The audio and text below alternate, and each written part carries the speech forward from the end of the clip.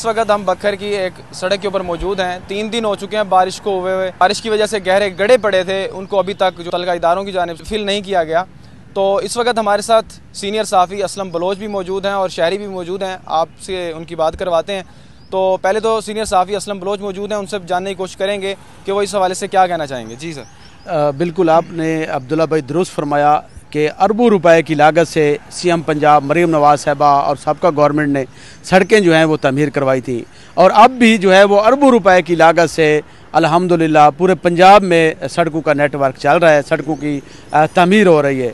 लेकिन जो बारिश है और बारिश होने के बायस जो नुकसान हुए हैं सड़कों के, उनके किनारे जो हैं वो बिल्कुल बह चुके हैं और गहरे गहरे गड्ढे बन चुके हैं। अभी तक इंतज़ामिया की जानिब से उनको फिल नहीं किया जा सका, जो कि बड़े हादसे का बहस बन रहे हैं। और इसके साथ साथ मैं आपको बताऊं कि सिर्फ हादसात का बहस बन रहे हैं, वहीं अरबों रुपए की लागत से जो तमीर होने वाली सड़कें हैं उनका भी काफ़ी नुकसान हो रहा है, जो कि अगर ये बर वक्त इसका नोटिस ना लिया गया और मशीनरी के साथ इनको फिल ना किया गया, मुस्तकिल हल इनका तलाश ना किया गया, तो हमारे टैक्सों के और कौम के टैक्सों के पैसों से जो तमीर होने वाली सड़कें हैं इस तरीके से बनती भी रहेंगी और इस तरीके से ख़त्म भी होती रहेंगी।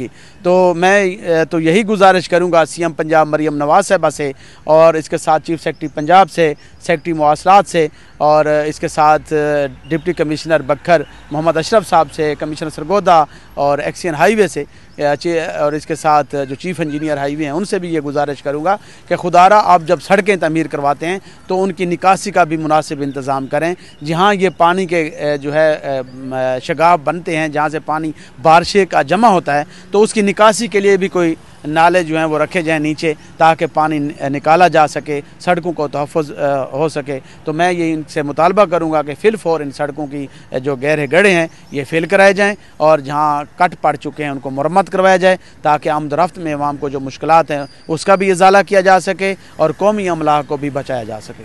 जी, इस वक्त हमारे साथ एक शहरी भी मौजूद हैं, उनसे भी बात कर लेते हैं, उनका क्या कहना है। जी, क्या कहेंगे आप। जी अल्हम्दुलिल्लाह, जो असलम बलोच साहब सीनियर साहब ही हमारे बखर की आन बखर की शान हैं, उन्होंने जो बात की है बिल्कुल 100% दुरुस्त है। हमारा आना जाना इन्हीं गलियों में, इन्हीं सड़कों पे होता है। सड़कों का बुरा हाल हो गया है। 2-3 दिन हो गए हैं बारिश को, अभी तक गड्ढे जो है ना वो नहीं भराई किए गए।